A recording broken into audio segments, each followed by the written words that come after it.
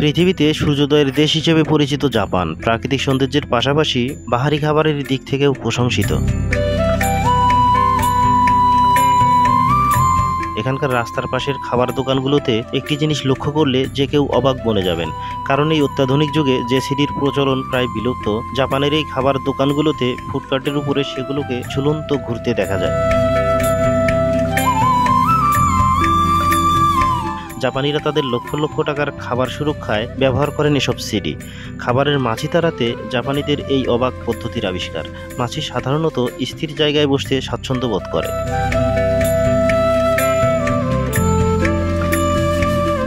কিন্তু খাবারের উপরে ঘূর্ণায়মান সিডিগুলো দিনের সূর্যের আলো কিংবা রাতের লাইটের আলোকে প্রতিফলিত করে।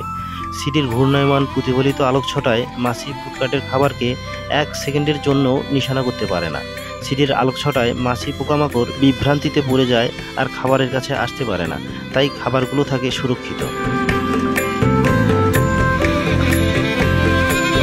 জাপানে খাবার দোকানের কোনো খাবারে মশা মাছি পোকামাকড় কিংবা কোনো ময়লা পড়লে তা সম্পূর্ণ ফেলে দিয়ে পুনরায় খাবার তৈরি করতে হয়, তা না হলে কারাভোগসহ আর্থিক জরিমানা করে থাকে দেশটির সরকার।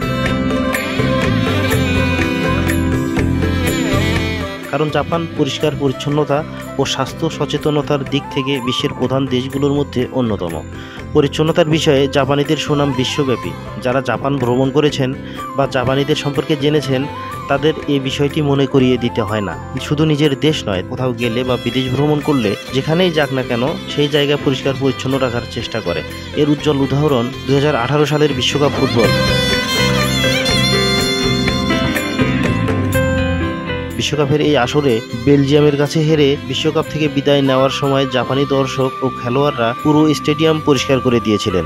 যেখানে মাছি পোকামাকড় তাড়াতে ব্যবহার করা হয় রাসায়নিক স্প্রে, যা মোটেও স্বাস্থ্যসম্মত নয়, সেখানে জাপানিদের সিডি ব্যবহার যে স্বাস্থ্যসম্মত তা বলার অপেক্ষা রাখে না। Anwarul Islam, Asian television.